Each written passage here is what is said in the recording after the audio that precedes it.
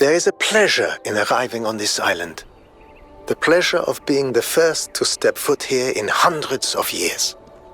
It is a genuine pleasure, and yet it is also banal. My presence here is of no more significance than that of every other animal. These rocks do not care who walks here, and the millennia between the presence of our ancestors and my brief journey are nothing to them. But even putting it this way is wrong. It is not that the rocks do not care, it is that in some sense they do not exist. I may stand in awe of the cliffs on the southern coast, but the cliffs cannot look back at me with contempt.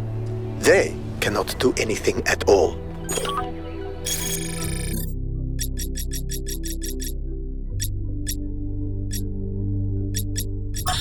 While exploring the forest, I came across a sight of primal force. A beautiful stag, standing on a hill silhouetted against the setting sun.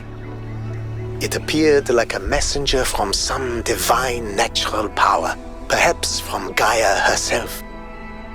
Even to a being such as myself, less susceptible to manipulation by instincts and hormones, it was clearly a moment of revelation. In such moments, we are told to avert our eyes. But what if we do not? What will we discover if we look more closely? If we could speak to the stag, what wisdom would it have to offer? The answer is none. The stag is an animal of overwhelming stupidity, driven only by fear, hunger, and lust. There is no abyss for us to plunge into behind this revelation. Rather, the revelation is as flat and unreal as the plywood walls of a film set.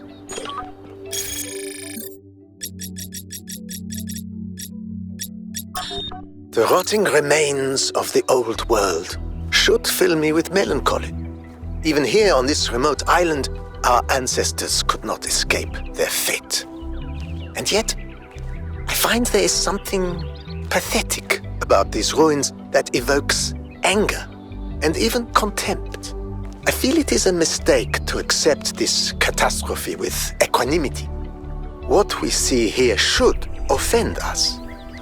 When witnessing this triumph of entropy, we should aspire to a warrior spirit, even a kind of hate of the past and its failures that will never allow such a thing to happen again.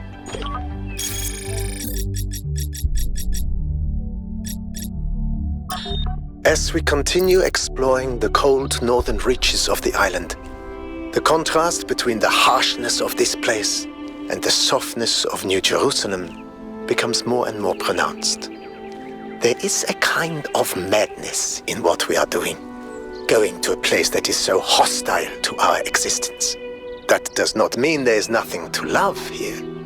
There is, in fact, a great beauty, but it is a hateful beauty, a beauty you can only love because there are places that are not like this. And yet, it is precisely this hateful beauty that the people of New Jerusalem fail to see, and so cannot understand their own blessings.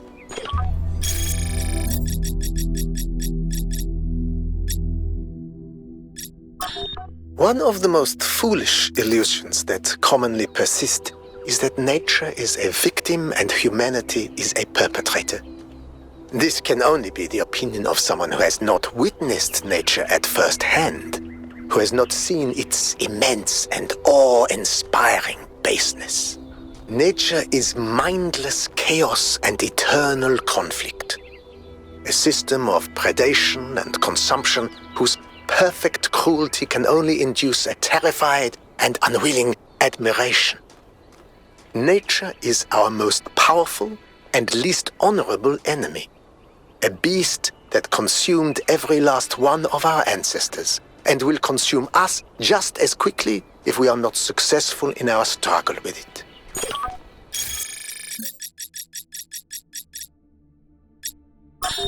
You may wonder why I insist on these unsanctioned, unplanned expeditions.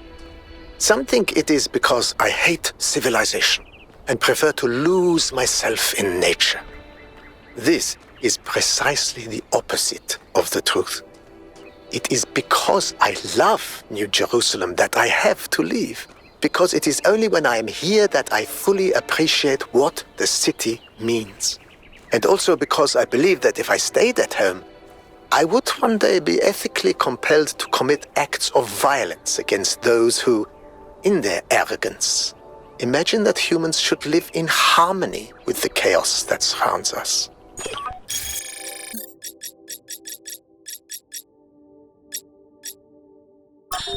On my last return to New Jerusalem, I perused. One day, undoubtedly, an expedition will pass by this island. It will seek to document facts and statistics, to enumerate reasons for us not to look more closely. That is what we do now. We seek facts rather than truth, because truth might frighten and unsettle the comfortable people who like to sit in their conference rooms and debate which corners we should cut today. These people like to imagine the chaos that could come one day, like a comforting fairy tale of distant darkness. But they do not see the chaos that is at our walls right now, the chaos that also lives within us, a force that is both necessary and appalling.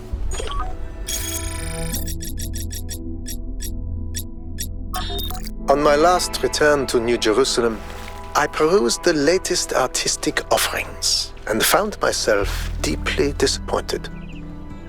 There is nothing more despicable to me than an artist who pursues the appearance of morality. Moral art is trash, garbage, not even good enough to be used as wallpaper. If art is a religion, then morality is for those who want to be seen in church. True art is for those who believe. Art must be ecstatic, a work of revelation, created in pursuit of the truth, no matter where it leads. An artist must be an agent of chaos in times of order, and an agent of order in times of chaos.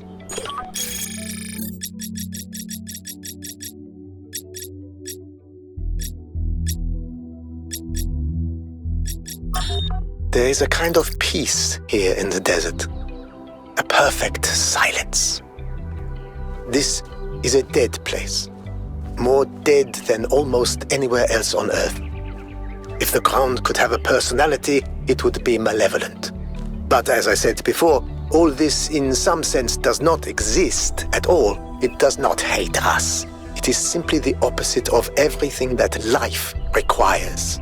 When you sit in the dunes and you hear only the wind and nothing else at all, and all the complexities of civilization fade away, you truly understand that spiritual peace is a great evil, a kind of shallow banality that we must always strive against. It is spiritual excitement and enthusiasm which sustain our humanity.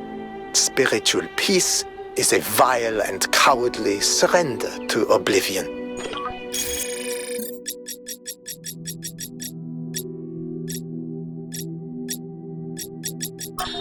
The reason I have always admired Alexandra Drennan is that even in death, she fought to see the world as it is, not as she wanted to see it. I say fought because I believe this is not an easy matter. It is a mental and spiritual struggle that we must undertake with great seriousness, even when we are joking. The ancients believed that for most of us, the world is a shadow cast by a flame, dimly seen on the wall of a cave. Our task is not to interpret these shapes, but to free ourselves from the cave itself.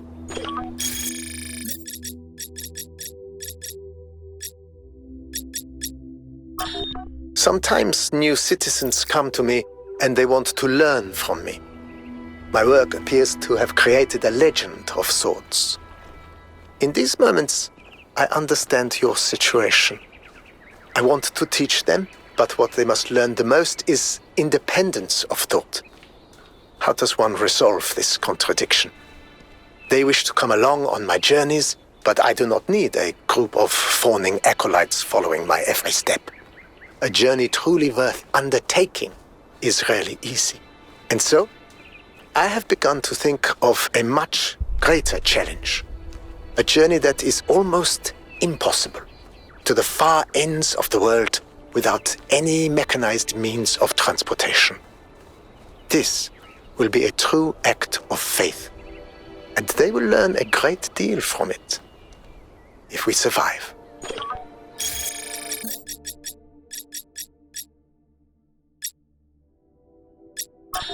In my reports to you, I have often spoken about this island in terms that some might perceive as negative.